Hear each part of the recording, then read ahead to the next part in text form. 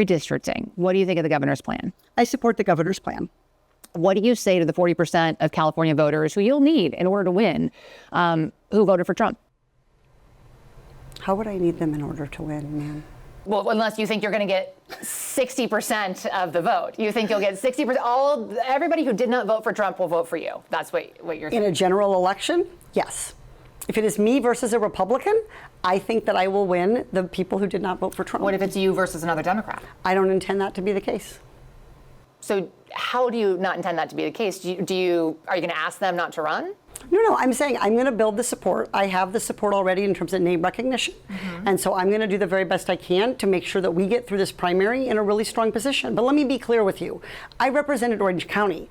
I represented a purple area. I have stood on my own 2 feet and won Republican votes before. That's not something every candidate in this race can say. If you're from a deep blue area, if you're from LA or you're from Oakland, you don't have an experience. But you just said you don't need those Trump voters. Well, you asked me if I needed them to win. So you don't I think feel like this is unnecessarily argumentative. What is your question? The question is the same thing I asked everybody, that this is being called the empowering voters to stop Trump's power grab. Every other candidate has answered this question. This is not correct. And I said I support it.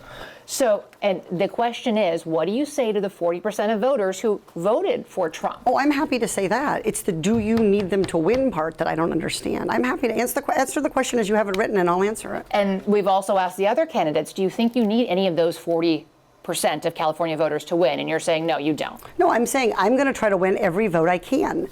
And what I'm saying to you is that...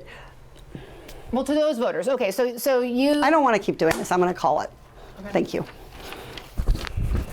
You're not going to do the interview with us? Nope, not like this. I'm not. Not with 7 follow-ups to every single question you ask. Every other candidate has answered our follow-ups. I don't care. I want to have a pleasant, positive conversation in which you ask me about every issue on this list. And if every question you're going to make up a follow-up question, then we're never going to get there. Ms. And Porter, we're just going to circle around. I am an investigative I have never reporter. had to do this before, ever.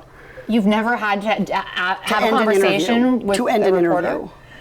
Okay, but every other candidate has done this. What part of I'm me? I'm running for governor because I'm a leader. So I am going to make... So you're not going to answer questions from reporters? Okay, why don't we go through? I will continue to ask follow-up questions because that's my job as a journalist, but I will go through and ask these, and if you don't want to answer, you don't want to answer. So nearly every legislative... I don't want to have an unhappy experience with you, and I don't want this all on camera. I don't want to have an unhappy experience with you either. I would love to continue to ask these questions so that we can show our viewers what every candidate feels about every one of these issues that they care about. And redistricting, it's a massive issue. We're going to do an entire story just on the responses to that question. And I've asked everybody the same follow-up questions.